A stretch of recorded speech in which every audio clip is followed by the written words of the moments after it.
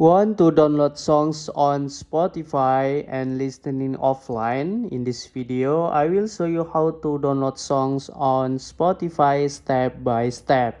Step 1. Open the Spotify app on your phone. Log in to your Spotify account. Tap your library at the bottom of the screen.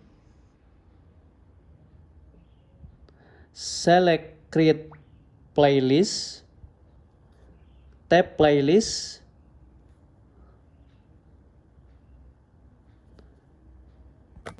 Enter a name for your playlist. Tap Create. Find the songs add for playlist.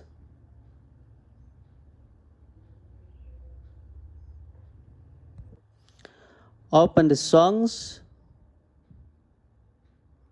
Tap plus your library.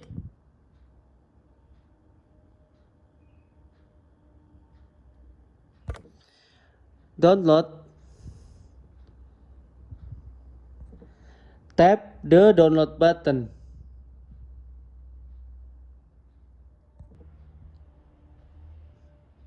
Thank you guys. See you.